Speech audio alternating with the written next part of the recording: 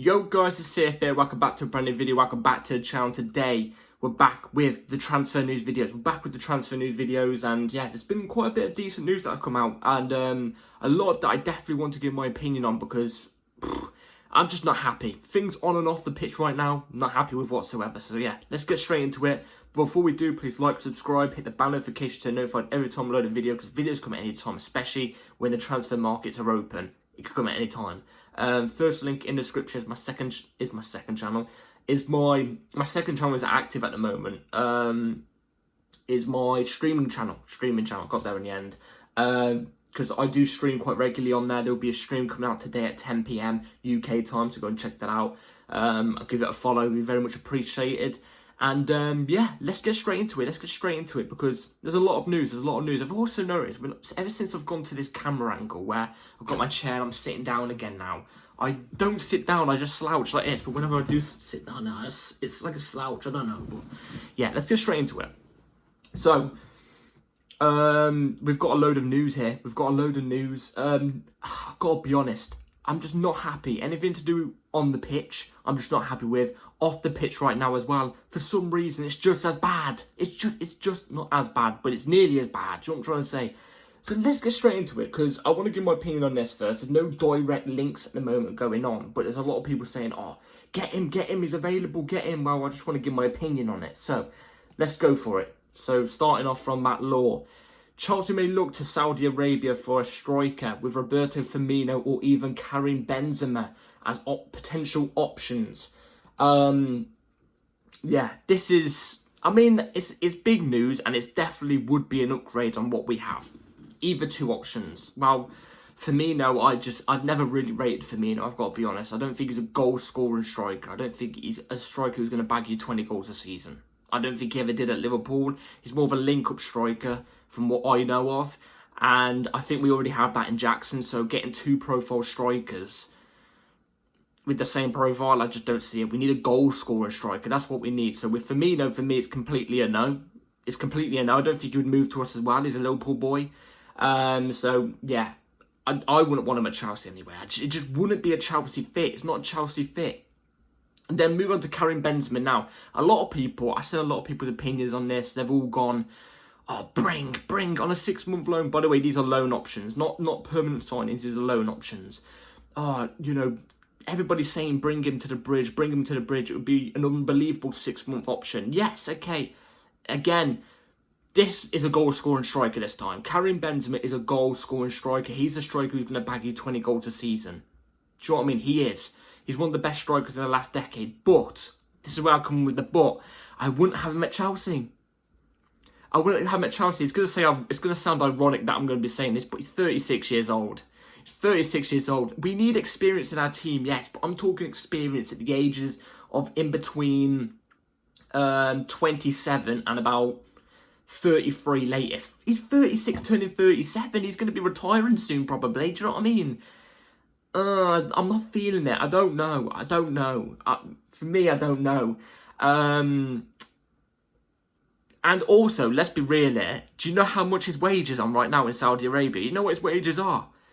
If we're going to have to loan him, we're going to have to pay some sort of salary for him. We're going to have to pay the salary for him, or even parts of it. You know what his salary is at Saudi Arabia? Over 3 million a week. I think it's a week, but it's definitely over 3 million in some sort of capacity. If it's 3 million over a month, that is unbelievable. Still, I would not be paying that. No way.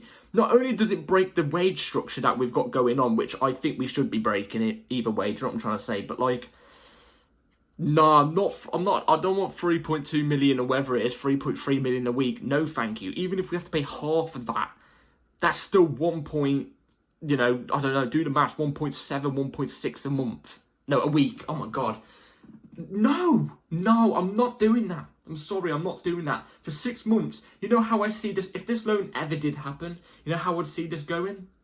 Like the Higuain one. I see it exactly playing out the exact same way. Like the Higuain loan.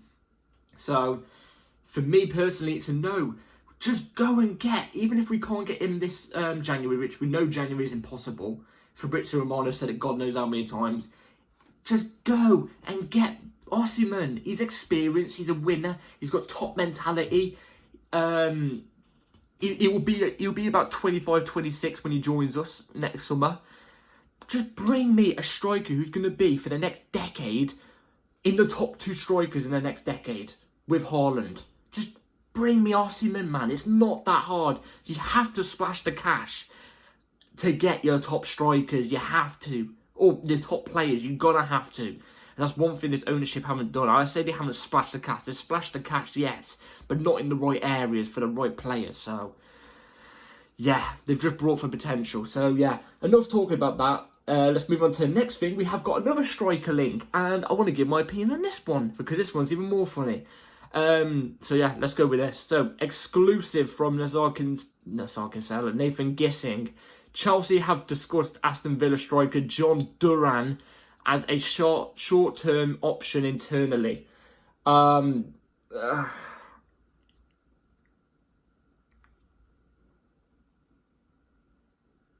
don't know what to say. I don't know what to say. Just stop discussing internally right now. Just stop the discussions. Stop everything. I think he's got 2 goals for Aston Villa this season, I think. He's not even their main striker, obviously, because, you know, Ollie Watkins. I'm not acting like I watched Aston Villa a lot. I've never seen this guy play. But I've done my research. He's 20 years old. He's 20 years old. As my cat decides to want to go out now. He's 20 bloody years old. This isn't short term. It's not short term whatsoever. I don't... No. It'll probably be a little bit better than Broja. I don't know. But, just stop this. Just stop buying youth. Just go for experience. Seriously. This is unbelievable at this rate. It's a no from me. It's unbelievable, the fact that we should just stop the discussions internally right now. Stop it now. So, moving on from that catastrophe in my eyes, the absolute catastrophe of striker options. Now, let's move on to this, which I don't know if this guy's reliable, Max London's first, but I have seen a couple of people quote him. Apparently, he's got some things right. So, we're going to take this with a pinch of salt, but I know we are looking at this one player that I'm about to mention anyway, because I've seen loads of people talking about it from reliable sources. So, this is the next bit of news. Chelsea have sent a scout to track Ousmane Diomande performances in AFCON. Chelsea being I'm guessing that says red hot, on scouting him this season. One of the options for centre-back signing. Again, I'm not gonna act like I'm not gonna sit here and act like I've watched this Diomande. Ousmane. We're gonna call him Ousmane. I'm not gonna sit here and act like I've watched him. I haven't, but I've seen some clips of him because obviously it's been circulating since like late December that we've been scouting this guy, and he's a very, very, very good centre back, very solid centre back. There is one thing that I haven't checked. I haven't checked how old he is. Haven't checked how old he is. Oh, he's 20. Great. You know what? I was going to give my opinion and say, you know, this is a solid centre-back. He plays like an experienced centre-back, though. I will say that. He plays like he's got a lot of experience. So, fair play to him in that behalf. That might just tip me over the edge for him. But it's another young centre-back. It's another young player. What is it with these young players that we keep buying? Why can we... We're not going to be able to be competing for the next 3 to 4 years if you keep just buying young players and not experienced players. You need some sort of experience, of capacity to lift these young players up and drive them forward. They've got to see some sort of leadership in this dressing room. I'm not talking 1 or 2 players either. Chilwell's not a leader. I'm actually going to discuss all this in a video very, very coming soon. I think around Friday or Saturday time. Discussing all the problems that are going on about Chelsea. It's a huge video. I've been preparing for this for a long, long time. So you want to be on the lookout for that on Saturday or Friday. But it's just, I don't know. But he's a very, very good centre-back. He's another ball-playing centre-back. He's good with the ball at his feet. Very, very solid. Gets stuck in really, really well. He isn't an aura centre-back like Van Dijk. I would be into it, but... It's just, do we need another centre-back as well? Do we need another centre-back? We've got Trevor Chalobah here. But he's obviously going to get sold, so let's be real there. Silva, probably going to leave. We've got Wesley Fofana and Disasi then. In a fullback, you only need 2 centre-backs competing for one position. Otherwise, one's just going to be left out majority of the time. I don't see what's going on there, personally. I don't see what's going on. Let me know in the comments down below. If you've actually seen him, do you reckon he's good enough for Chelsea Football Club? I think he looks like a solid centre-back. Now, let's move on to this, which came out about 2 days ago, but it's been officially confirmed now by Burnley. Now I've said it, you probably know what I'm about to talk about. Let's get into it. So, David Datro Fofana to Burnley. Here we go. Agreement in place for the strikers to join on loan deal. Understand there's no buy option. Chelsea believe Premier League experience will be key. Medical on Saturday. Salary 100% covered by Burnley. First call by David Ornstein. Now, I actually quite like this loan deal. Now, you ask me why I like this loan deal. Burnley aren't the Burnley of old. They don't just sit back and hoof the ball up and, score from set pieces. That's not the Burnley we're talking about. Ever since Vincent Kompany's came in, they're actually trying to play some sort of good football. You look at when we played them, they were actually trying to play their football against us, you know what I mean? And they played okay. So Datro Fofana will be playing some good football, some good attacking football, hopefully. Let's be real here. Looks like Burnley are probably going to go down, though. But with a signing like this in January, he will be getting 13 minutes. Surely he'll be getting 13 minutes, because when you're near the relegation zone and you've just signed somebody in January, especially on a loan deal, you're expecting them to play pretty much 95% of the games up and coming. So I like this. I like the fact it's also in the Premier League, so we can get a bit of a taster of Premier League football fully as well, because when he was with us, he played like 2 games.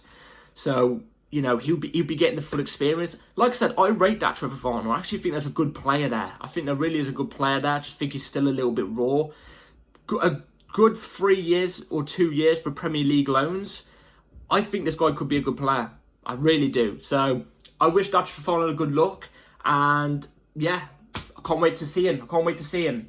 Now, let's move on to this second to last bit of news, which this was the exact same thing I mentioned in my most recent video that I wanted to give my opinion on. So yeah, let's get straight into it. So, reports from Brazil: Chelsea have intention to pay €60 million termination clause for 16-year-old future star, which his name is like I don't know. It's like I can't remember his name. It's like Estevao, I think it is. I don't know what his name is, but he's an attacker. He plays out wide, I'm pretty sure. Brazilian star. €60 million for a 16-year-old who, let's be real, isn't even going to get a look in the Chelsea squad for the next 3 to 4 years. I mean, he can't. He's 16, so he's got to definitely wait 2 years.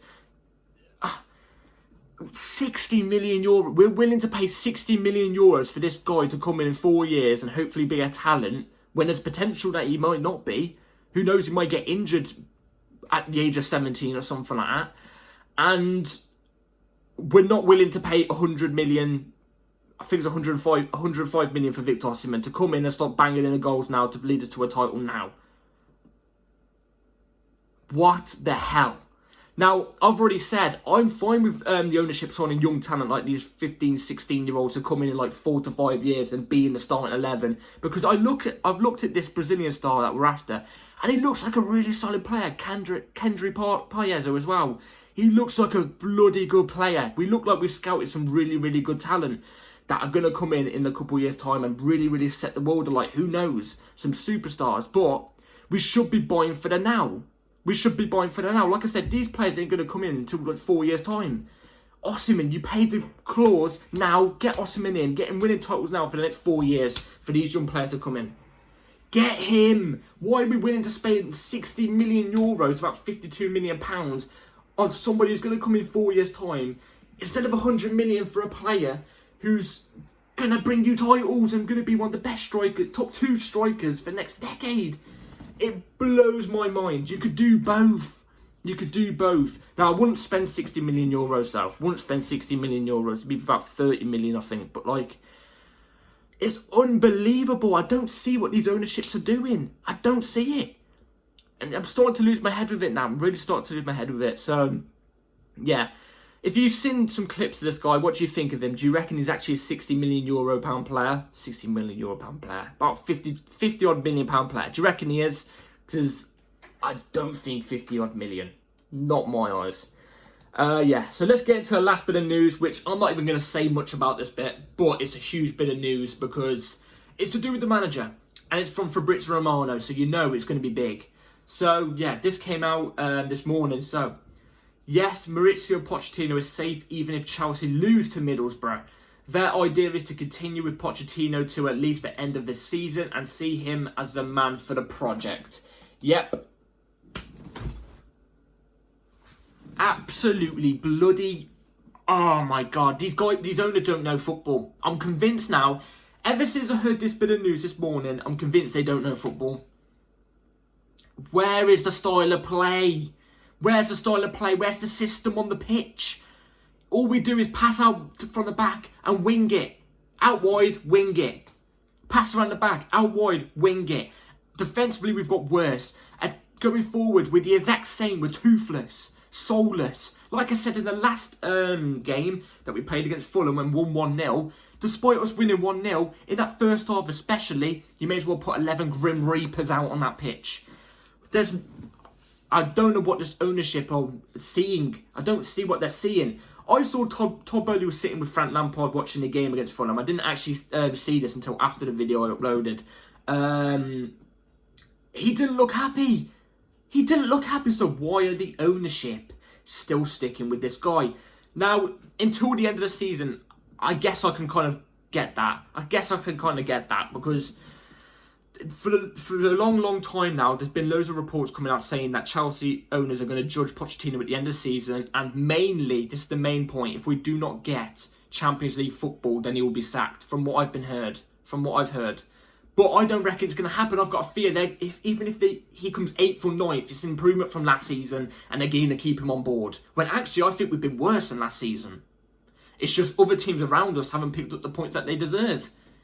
So I'm not happy with this. If we lose twice on the bounce to Middlesbrough, no offence to Middlesbrough again, like I said, no offence to Middlesbrough whatsoever. If we lose twice on the bounce to Middlesbrough in the Carabao Cup semi-final, especially at our ground, and you're going to keep this guy in charge? What? You guys be the judge. Let me know in the comments down below. I'm just... Who knows? We was hearing the exact same thing with Graham Potter last season, and then literally a game later, he was sacked, he was hooked. Do you know what I mean? So, things can very change very quickly. We've known this at Chelsea Football Club, so, yeah. That's all the news today. That's all I've got for the news today. Let me know in the comments down below what you think about the Benzema Firmino thing. I don't reckon there's any truth to that. The other striker, I don't know, Demande, whatever his name is, Datron Farner's loan. And yeah, let me know in the comments down below. It'd be very much appreciated. Like, subscribe, everybody. Take care, all. Also, remember, first link in the description is my streaming channel, so go and watch that. I will be streaming at 10 PM UK time, which is literally in just under an hour. So yeah, take care, everybody, and I'll see you in the next video whenever that is. So take care, all. Peace.